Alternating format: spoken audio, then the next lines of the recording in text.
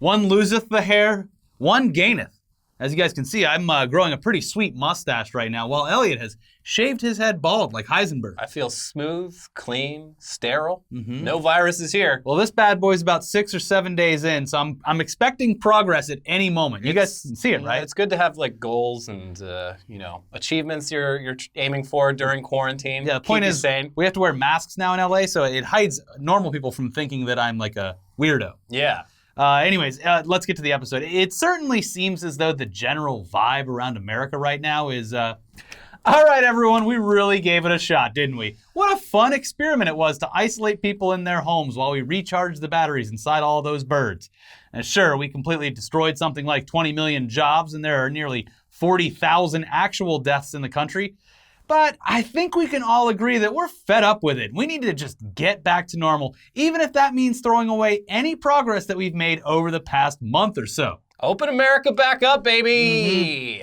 Yeah, listen, we're just going to open this thing back up, say to hell with you, and to any states who are still actually taking this seriously and forcing their residents to stay indoors, they can all watch us have fun, risking our lives in the process. Yeah, it's cool to see everyone in Florida out on the beaches once again.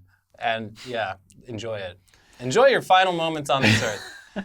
Yeah, that pretty much, that's what's been happening here in America. There were numerous protests across the country where people gathered to say, enough is enough. We need to reopen the country, no matter what the cost. Let us work. Yeah, on Friday morning, after tweeting out a bunch of pretty ominous sounding shit regarding the liberation of the states where the protests were taking place, Trump basically said, fuck it, and allowed state governors to just decide what the hell they want to do and when to start getting things back to normal, in an attempt to, what we can only assume is just absolve himself of any responsibility for these outcomes. If the outcome's great, that was a great decision by me. Ron DeSantis is a great fall guy. Yeah, no, he's willingly doing it too. It's total great. patsy. Yeah. Now we've just recently started to finally see what could be described as a flattening of the curve in some places. And apparently that tiny glimmer of hope is more than enough for people to demand that things get back to normal as soon as humanly possible, even if that means another outbreak. And listen, I don't really know what you want us to say. We have no control over this, and we can only watch along with all of you as America loads a bullet into the chamber, gives it a spin, and says, damn it, I deserve the freedom to go to Applebee's, my neighborhood bar and grill, with my friends and the whole community, because it's karaoke night tonight, and tomorrow is church. And after church, we always head down to the Applebee's after hearing the gospel. They have great cocktails. Now, you may say they don't have a full liquor license, so the vodka in that cocktail is actually a form of Korean soju that has been formulated to taste like vodka, and they have to use twice as much. But you know what? I say the taste doesn't lie. And they do 2-for-1s, even though the beers are half the size. Well, I think a lot of Applebee's in Florida, I'm pretty sure we had full liquor license. So. A lot of them don't. No. They use a weird form of soju. Yes. Anyway, if you guessed that Florida would somehow shove its way to the front of the line to open things back up, well, yeah, it's a predictable outcome. And you're right, Governor Ron DeSantis, a character on our show now, yeah. he almost immediately gave the green light for Florida cities to reopen some of their beaches. And so far, it looks like Jacksonville area beaches will do just that. And they have already. Yeah, they're doing it during certain time frames. But yeah, the beaches are full. Same goes for St. Johns County, where Ron DeSantis lives. He needs to go to that beach. Yeah, he's looking real pale these days. The announcement comes just days after DeSantis gave the green light for the WWE to resume operations, which we reported on earlier this week. Yeah, it's on Tech News Day if you want to watch it. But yeah, the footage and the photos are out immediately after saying we're going to start opening things back up. The beaches in Jacksonville, Florida, flooded with people. The people of Florida, they yearn for freedom. Yeah, and they're getting a little taste of it before anyone else. God damn it. In addition to Florida, some other states followed suit with their plans on when and what to reopen. Texas will start reopening state parks on Monday, and then starting next Friday, retailers can begin to reopen using a retail-to-go model. Vermont will start to allow non-essential businesses to reopen on Monday. Minnesota will start allowing outdoor activities like boating, hiking, fishing, and golfing to resume because it's springtime, baby, and we've been inadvertently quarantining through the winter time. It's just so damn nice out. I bought this boat last year with my retirement. Yeah. And I can't even use the damn boat. Idaho will start to lift the ban on non-essential businesses on April 30th. So coming soon to a place where you live, things getting back to normal, but putting people at risk. I don't know. You say coronavirus, I say aerosolized freedom. Yes. Freedom spray. And sure, we can't live like we have been forever, but the point was always to flatten the curve, to allow hospitals the ability to take in patients at a rate that does not overwhelm them. Yet at the first sign of progress, many are willing to dive right back in and potentially undo all the progress that has been made. In addition to that, as far as we know, there's nothing from stopping people who live in the states that are reopening from traveling to places that are still on lockdown and potentially infecting people there. Don't visit me, Dad.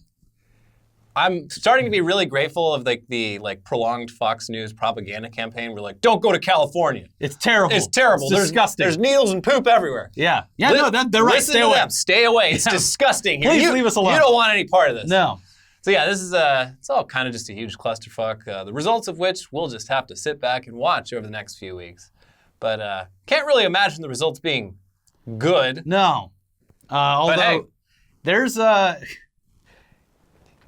the rate is going to go up. But there's also, I mean, listen, depending on who you talk to online, Florida seems to be a state in particular where they're trying to not designate certain deaths as coronavirus deaths. This is happening all over the world. Yeah. We will never know how many people died of this. Like, some of it's kind of innocent, where it's like, well, not innocent, but like someone will die from like pneumatic symptoms, and they're not going to waste a test on a dead person, but they probably died of COVID. But then there's like other countries. There's like some country in Asia is just like, they're just not counting deaths as deaths. Oh, no, I think there was one in South America where they're counting deaths as being cured. Yeah. Yeah. Well, they don't have it anymore. Yeah, cool. Anyways, cool. Despite the fact that the country is, for some reason, hell-bent on getting back to normal as quickly as possible, the coronavirus has officially taken down yet another major annual event, San Diego Comic-Con. It was made official this week that for the first time in its 50-year history, San Diego Comic-Con is just straight up canceling this year's event. No waiting around to see if things might improve, no rescheduling for a different date, just a complete cancellation. And I mean, it makes a lot of sense for them to do this. No one, outside of the mayors at Amityville Beach, nobody wants to be the first gigantic event that brings people together in huge groups, tens of thousands of people, and have their event be the reason for a large outbreak and potential death. And while it's mostly fine for the gigantic media companies who use the event to just market their upcoming slates of movies and TV shows because everything got pushed back anyway, and you've already announced this stuff last year, this really, really sucks for the artists who count on conventions like this to earn a living. Yeah. Everyone in Artist Alley, this is a good portion of their income. Yeah. A non-insignificant portion. So, yes, it does suck. Yeah. Yes. It's also just going to be a massive hit for the city of San Diego, where this yearly event, according to their tourism board, generates between $90 to $150 million for the local economy. So yeah, this sucks for a lot of people, but at this point, it's the right choice. Florida might disagree, but it's the right choice. Yeah. In a statement released to its website, a spokesperson for Comic-Con said the following. Extraordinary times require extraordinary measures, and while we are saddened to take this action, we know it is the right decision. We eagerly look forward to the time when we can all meet again and share in the community we all love and enjoy. And again, we should add that we're well aware that everyone is probably going a little crazy right now. Yeah, it's understandable. But until there's a vaccine for this strain of coronavirus, it's probably safe to assume that massive gatherings like this, and concerts, and sporting events, and festivals in general, won't be going forward. Not even for next year if there's not a vaccine in place. I know our local mayor was like, don't plan on going to concerts or sporting events. Yeah. Just forget about it. So yeah, it's we're all going to have to go to all of the concerts and festivals and sporting events in Florida. So Florida, like, it's always had that, that thing attached to it. Florida, where everyone in America goes to die. And that's going to ring true now more than ever. Yeah. Yeah. I mean, the UFC, they were looking at Fight Island. Florida, they're thinking big. That's Fight Peninsula. Yeah. Anyway, yeah. Let's start slowly moving away from straight-up coronavirus news to some stuff from the entertainment industry this week. Although a bunch of these will have plenty to do with the reality that we now live in under quarantine, regardless of whether or not you live in a state that has given up on trying to slow the spread. An eagle-eyed Splash fan noticed something slightly off about the 1984 movie starring Tom Hanks and Daryl Hannah recently, thanks to its inclusion on the Disney Plus streaming app. Now, there's, of course, a scene of what might be considered to be a little bit of brief semi-nudity as Daryl Hannah runs and dives into the ocean, exposing a very quick, very tasteful butt shot. Now, despite being a PG movie, this moment of ass was apparently a bit too much for Disney Plus to handle. So they went in and covered it up using the power of modern computing. And it looks like shit. Yeah. It looks really fucking weird. All that money just for a quick swipe of the content aware tool in a Photoshop and then export it to Premiere, basically. That's what it looks like. Yes, sadly, the results are very bad. All they did was what I assume is content aware. They extended her hair down and around her ass. Yeah. And it doesn't even look good. Well, in the original shot, it covered up most of her ass. Until she dives in. Yeah, it was... And then you get to see where babies come from if you got a magnifying lens. But no, they just stretched that hair down, covered it all up. It was very sly on their part, but, Splash Heads, they're serious about this movie. Yeah. Now, it's very obvious if you, for some reason, had sat down to watch the movie and remembered it. Even if you didn't remember this scene of showing her ass, it is very apparent that something's been done here. And almost anyone would have noticed. It just took one person trying to rewatch Splash in the year 2020 to pick up on it.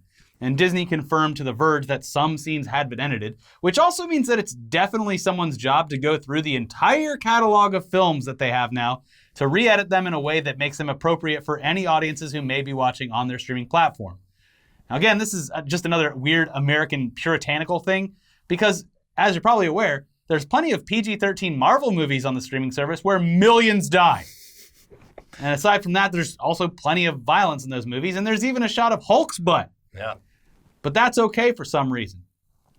Anyways, we're sure there'll be plenty of examples of Disney re-edits popping up online in the future as people who are fans of these films see things missing, covered up, censored, or out of place. It just has to take them... Release the butthole cut. Exactly. It has to take people getting to it, though. Luckily, Disney doesn't own cats, or else... Is John Candy in Splash? I have actually never seen the movie Splash. I saw it Splash. a long time ago. I might be wrong about this, but I seem to recall, a side character pretending to drop coins on the ground to stare up women's skirts. That's probably cut from the movie. I wonder if they kept that in there. No, you gotta go get the Splash on VHS to see the full cut. I might be thinking of another 80s movie, but that kind of stuff was common back then. He's spunky.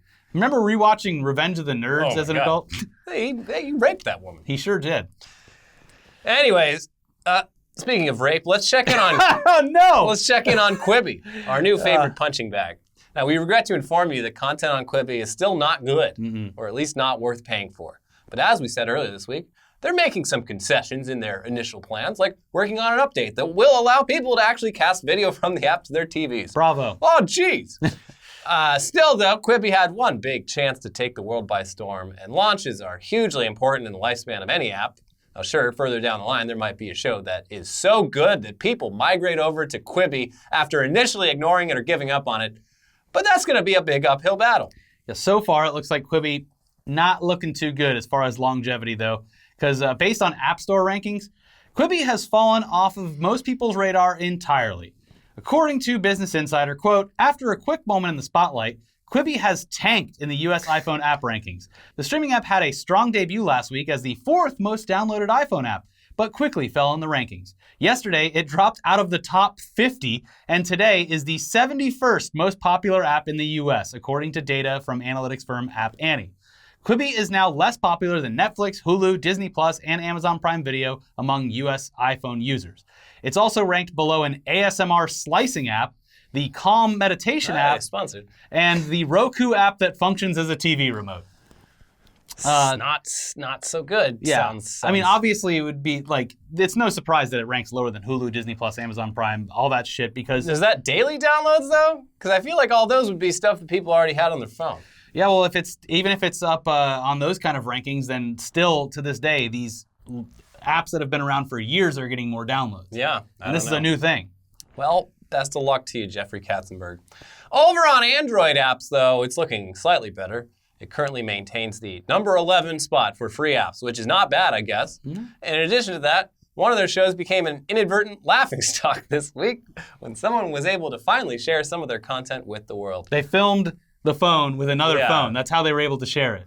So based on the clip that was shown, this show is either brilliant or horrifyingly terrible. What makes more things confusing is that the clip it's part of a horror anthology. Horror can be serious or funny, so we're not really sure, honestly. I looked into it a bit more, and it seems as though this was definitely meant to be taken seriously, so keep that in mind. Okay, well, either way, it's a fucking doozy. Here's the tweet. Losing my fucking mind at this Quibi show where actual Emmy winner Rachel Brosnahan plays a woman obsessed with her golden arm. In the clip, which you should definitely watch, we'll leave a link in the description to the recording of a phone. It plays like one of the fake shows on like 30 Rock. Yeah. Like when they talk about other shows they've worked on. Or something you'd see in the middle of the night on Adult Swim. Yeah. There'll be a link in the description so you can watch the footage of the show. Or if you have Quibi, it's part of Sam Raimi's horror anthology series. Oh, jeez. Rachel Brosnahan, she is sporting that golden arm. And she appears to be sick. Then her doctor relays the bad news. The tests have come in. You have pulmonary gold disease. Uh-oh. Yeah, she's got to make a very serious choice here. Either have the golden arm removed or die. So what do you think she chooses? Well, you're right. She responds with, no, I can't take off my golden arm. Ever. Now, again, reminding you that this all plays out very seriously with no hints that it would be a joke. Anyways, cut to her sitting in the hospital bed, barely able to breathe because apparently her gold fucking arm is killing her. And she looks like shit. She's definitely going to die. Will she have an epiphany and decide to just finally allow the doctors to cut that arm off and go back to living a normal life? No, she doesn't do that. Instead, she makes one final request to her husband, who is sitting at her side, holding her hand during the last moments on Earth. She says, promise me something. And he's like, anything. She responds back, when I die, bury me with my golden arm. Promise. And he responds, yes. But that's not enough. She demands that he repeat back her request so that she knows that he fully understands. And he replies, knowing this might be the last thing that she ever hears him say, I will bury you with your golden arm. It's beautiful. So, there you go. Apparently there's at least one good thing worth watching on Quibi, even if it wasn't intended to be funny. No, it's quite good. Mm-hmm. Now, over in What If news, an odd story came out this week involving Warner Brothers and filmmaker Darren Aronofsky, a man whose films really seem to split audiences. You either love him or you hate them. I love him. I love almost all of them. He is most famous, of course, for films like Pi, Requiem for a Dream, and Mother, amongst many, many others. But apparently back in the early 2000s, he was approached by Warner Brothers to direct some Batman movies. Mm-hmm. And to be fair, at the time, Christopher Nolan was also an odd choice. But then he went on to make some of the best Batman films of all time. So they were getting some more auteur filmmakers, and that was a good choice eventually. Anyways, back to Aronofsky. In a recent write-up from Empire, the whole Aronofsky Bat film project came to light, and there were some odd things behind the scenes that led to the film's abandonment. Apparently, nearly 2 decades before he would join the DC universe as the Joker, Joaquin Phoenix was this close to actually playing Batman himself, Bruce Wayne. The studio, however, had other plans, and according to the write-up, quote, as it turns out, Warner Brothers fancied a much more clean-cut Bruce Wayne. The studio wanted Freddie Prinze Jr., and I wanted Joaquin Phoenix, he recalls. I remember thinking, uh-oh, we're making 2 different films here. That's a true story. It was a different time. The Batman I wrote was definitely a way different type of take than they ended up making. So, I mean, both would have been pretty great choices. No shame to Freddie Prinze Jr., so there you go. Not gonna talk shit on a fellow schmodown competitor. Yeah, exactly. And Joaquin, to be fair, Warner Brothers didn't really, according to stories from behind the scenes, didn't really think Joaquin Phoenix was the right choice for Joker as well. But Todd Phillips said that he wrote that movie specifically with Joaquin Phoenix in mind, so there was really no other choice. I mean, I think around this time, Joaquin Phoenix's biggest role was like Gladiator. Oh, back then, yeah. Yeah, so like, I don't know. I guess I could see why they wouldn't think he'd be great for the this role. time around they were probably getting a lot of pressure from God himself, Jared Leto, so 2 different kind of takes. But anyways, the one he was making, by the way, it was allegedly going to be somewhat of an adaptation of the graphic novel Batman Year One. And also, according to him, he had Frank Miller working alongside them on the script for the movie. Quote, it was an amazing thing because I was a big fan of his graphic novel work. So just getting to meet him was exciting back then, the director recalls. Apparently, even the hard-boiled writer was shocked by how dark Aronofsky was looking to go, with Batman veering into torture territory. Quote, the Batman that was out before me was Batman and Robin, the famous one with the nipples on the batsuit. So I was really trying to undermine that and reinvent it, he explains. That's where my head went. So that definitely would have been unique to see, what the end result would have been. But then we would have almost certainly never gotten Chris Nolan's Batman films, which also opened the door for future projects for Chris Nolan. So yeah, he got a bunch of the stuff you love because of those Batman movies. Nick Pizzolatto, the guy who created True Detective, he was apparently at one point developing a Batman movie. I don't know how far it got, but he was like sharing a bunch of shit about it on like Instagram this week. Yeah. Where it sounded like he was going to go more in like the Grant Morrison Batman comics, which are apparently way more like mystical and like supernatural and shit. Well, sounded interesting. The next iteration, we're going to have to wait a very long time because Chris Reeves' Batman is shut down currently. So yep, superheroes. They need to start filming in Florida. Yeah, just do a whole Batman movie on like Zoom or something. You know who's going to make out like a bandit in this? Harmony Korine's going to be putting out so many movies because Florida is open for business. Yeah. You won't be able to stop them. How much money did you donate to Trump's super PAC, Harmony Korine? Anyways, last up this week is some news about free online screenings in the very near future thanks to Lionsgate, who has launched a watch-along series of some of their biggest films. These are all going to be airing on YouTube, and the chat looks like it is enabled. Yeah. Not sure how long that'll last, because people will almost certainly ruin that for everyone in no time flat. Yeah, that's there. I would not be surprised if the chat is disabled after this first screening. What were we thinking? You've missed it by now. This week's screening was The Hunger Games. There's going to be a few more, though, airing each Friday night at 6 p.m. Pacific, 9 p.m. Eastern. Yeah, next Friday, April 24th, they're going to be streaming Dirty Dancing. And then time of my life. On May 1st, they're streaming La La Land. And it's going to be a fun sing-along. Somewhere in the crowd is there somebody you know. And then just a bunch of porn bots in the comments just going off the entire time. Hey, do you like my figure? Yeah. Anyways, finally on May 8th, they're going to be streaming John Wick. So quite a bit of range to this streaming. I know. And since it's actually Lionsgate, they get to actually show the films, which is cool because I was all excited to watch they were streaming That Thing You Do with the original cast today. But I headed over there. It's just a Zoom chat with the cast. Ow. And you can't see the movie anywhere because they obviously don't have the rights to it, but I was hoping that they would get like a one-time or, a screening rights, or that the studio that owned the film would be like, well, they're raising money for charity. Yeah. Let's let people watch this movie. Come on, the guy who made the song, he died. I mean, it's always a joy to see Steve Zahn. But I do love Steve Zahn. But I prefer him in the movie, not so much him chewing on peanuts during a Zoom chat. Yeah. Anyways, all this is going to be supported by viewers donating to a charity that Lionsgate is partnering with, and that charity benefits theater workers during the lockdown, so that's great.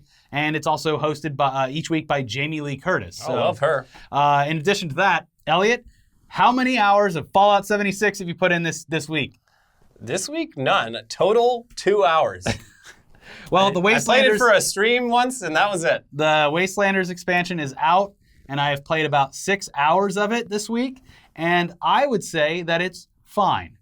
And the reason I say that is if you already own the game, it is at the very least they put it out for free, which is a lot better than they have done. The big difference here is they added a bunch of quest lines, some factions, and NPCs. So the game now is just a not as good version of Fallout 4 with multiplayer.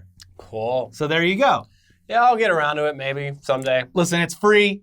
It's Fallout 4 multiplayer, even though, as you've said yourself, Fallout is a game that you enjoy playing by yourself. So Yeah, I don't want other people in Fallout. It takes me out of it. Yeah. Also, I'm just saying, we talk shit about Fallout 76 a lot, even though I did enjoy my time with it. We called them on their bullshit, like Fallout First and stuff. The expansion was free, tried it, enjoyed it. It's just something that I can play with my father-in-law, and, it's fun. Now, I've just been mostly doing Call of Duty Warzone. I hop on for a few matches every day. I get killed. I say, God fucking damn it! And then I go on with my business. Yeah. There's a new XCOM game is just random surprise XCOM game is dropping in like a week and a half. Very excited about that. See the Seinfeld game that they're trying to make? What? It's just an independent company. They made it. They actually made a pretty decent couple of games before this, but they're trying to like get it crowdfunded and just get like an okay from either Larry David or Jerry Seinfeld, which is not going to happen. Yeah. But it does look great. It's like a point and click I'll Okay. show it to you afterwards. All right. Anyways, that's it for News Dump this week. Stay tuned for a brand new episode of Weekly Weird News very, very soon. In the meantime, check out our other videos over here. We have a new Tech News Day that goes all into the WWE reopening in advance of Florida pulling back restrictions, and also a daily episode from earlier in the week that is all the news is old now on that. So just stay tuned for Weekly See you Weird later. News. Yeah. Looks nice, doesn't it? Bye.